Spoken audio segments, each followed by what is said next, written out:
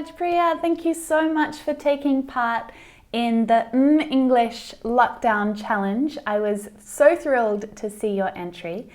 There were lots of different entries. I'm excited to announce that yours is one of the winning ones, and I'm here to give you a little pronunciation feedback to help you keep practicing and keep improving your English pronunciation.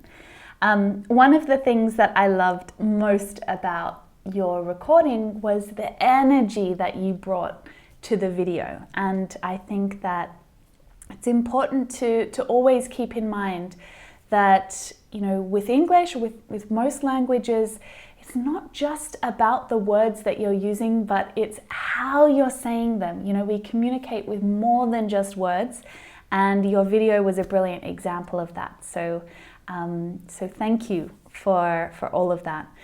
There are a few things that I want to talk to you about that some of them are interesting and useful for lots of different English learners, and some of them are quite specific to you or quite specific to Indian students who are learning English as a second language.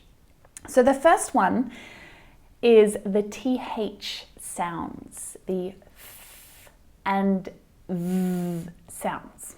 They're super tricky for most of my students, and it really is about trying to be conscious or be aware of what your tongue and your mouth are doing as you're speaking.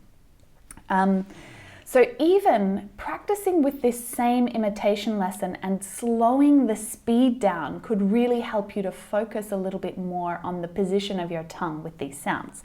So let's just do a little reminder. The TH sound is made with our tongue coming through between our teeth. So through between our teeth. There are two sounds, two TH sounds in English. One is voiced and the other is unvoiced. Unvoiced is made by pushing air through. So it's like thing is a good example. And the voiced sound is v. So that sound is not made as much with air, but with your vocal cords. So you should, if you put your hand here, you should feel them vibrating, like weather. There's lots of examples where the TH sound comes up through the script that we were practicing for this challenge. A good idea might be going to the English blog, and you'll see there's a transcript there on the challenge video that you can take a copy of the text that we read out together. And if you take that, you write it out or you print it out and then highlight all of the TH sounds throughout the text.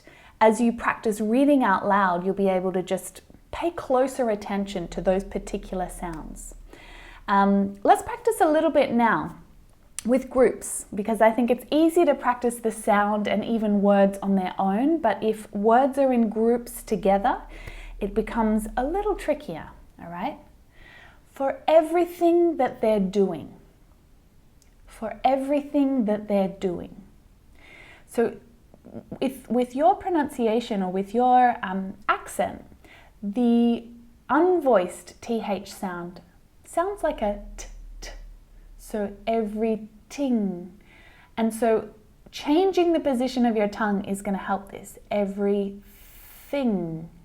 Everything. Everything.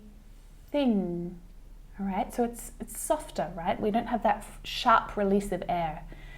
And that, the voiced TH sound, sounds a little bit more like a d sound. All right, so the same problem for both of those sounds is there's no tongue coming through, right?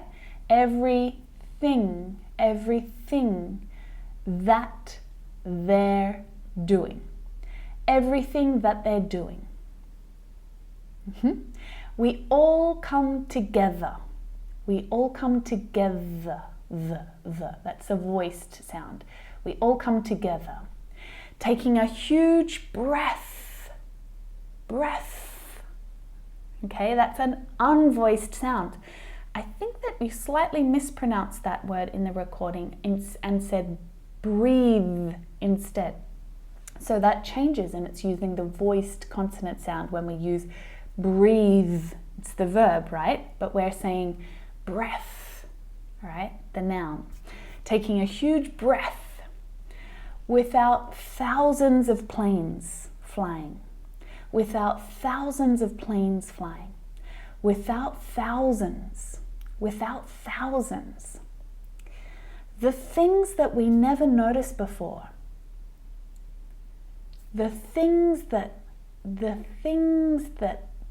so keeping your tongue out between your teeth. We will come out the other side. The other, this is a voiced sound. The other side, other side. We will come out the other side. Another challenge that's quite common for Indian English speakers is confusing the w and consonant sounds, right? And this is very much related to, your first language and some of the habits that you've developed from speaking that every single day throughout your life. So in English, this w sound is really common, right? To make it, we need to have a little bit of energy from within our body pushing that sound out, right? And most importantly, we need to have our lips coming together. Ooh, ooh, ooh, ooh, ooh, ooh.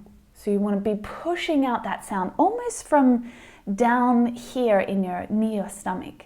Ooh, ooh. Right? It feels a bit strange practicing like that, but this is the sound that we want to get comfortable with. So let's practice with a few sentences from the script itself. We're finding ways to be social. Ways. We're finding ways to be social. Ways. This is different to the v sound. So with the v sound, your bottom lip is touching the bottom of your top teeth. V, v. So in words like very and wary. Okay, so they're actually quite different sounds. We're finding ways to be social. It is incredible to see how we all come together. How we all come together. How we. So what's interesting here is because one word is ending in that w sound, the next word is starting with that sound, we actually push them together and, they link. How we, how we. The entire world, the entire world. I'm grateful for the chance to live a little less hectically for a while.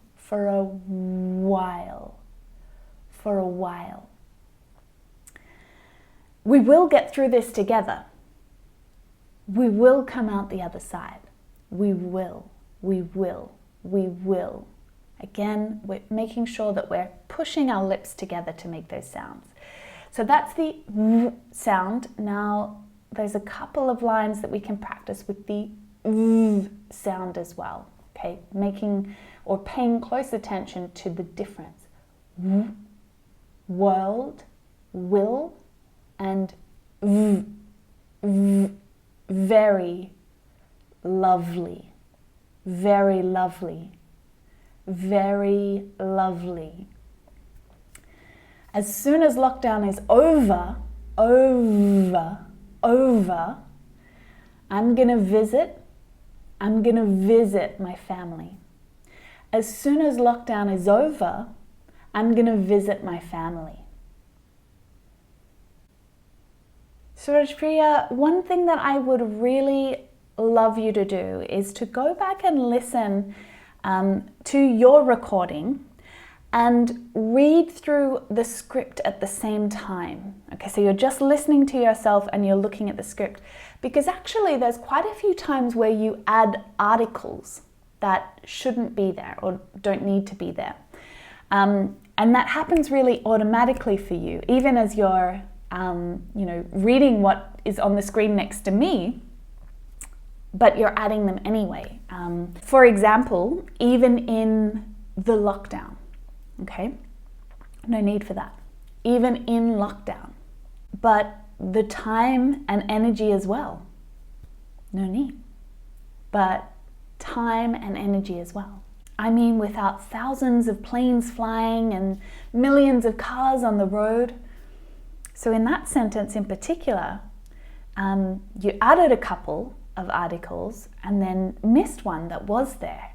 So paying attention to how those articles are used and trying to sort of understand and work that out is going to be really helpful for you. They all relate to the definite article, okay? The. When to use it, when not to use it. It's a whole lesson in itself. In fact, I'm going to link to my lesson on articles for you. Articles are a complicated thing, so definitely take a look at that lesson. But more importantly, try to listen to your own recording and pick up on where you're adding these articles without even thinking about it. It's not something that you're doing consciously, that you're aware of, but it's happening. Lastly, I want to talk about the importance of rhythm in English. And by practicing with the imitation lessons, and especially with the shadowing section of the lesson, where you're listening to me and you're speaking at the same time, this is something that I think you would really benefit from doing again and again. And I've got lots of imitation lessons, but it would be really great to focus on just this one, go back to the challenge video and practice with the rhythm, linking sounds, reduced forms, so when sounds sort of, they're unstressed and we don't hear them as clearly, and contractions as well. These are all really important aspects of natural English pronunciation. And by practicing with the shadowing section, you get to sort of slip into a natural native English rhythm and pace. So we could practice with a line now, not forever, just as a way to reset, So with a line like that, you get to pause at the right moment. You get to listen to the intonation. It goes down, not forever, just as a way to reset,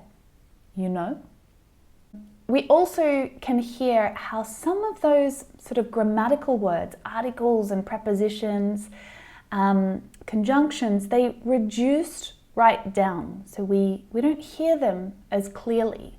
And the words that we do hear clearly are the ones that hold a lot of meaning in our sentence. Not forever, just as a way to reset, as a way to reset, as a way to reset, And the last one is, we will get through this together. When spoken, that comes out as a contraction when I'm saying it, right? So instead of we will, practice with these contractions. We'll get through this. We'll get through this together. We'll get through this together. Thank you so much for taking part in the challenge. I hope that some of these little notes about pronunciation and ways that you can improve your rhythm and intonation as you're speaking are helpful. And I really hope to see you on the mmmEnglish channel again sometime soon. Thank you for taking part in it, and my best wishes to you for your English studies in the future. Bye for now.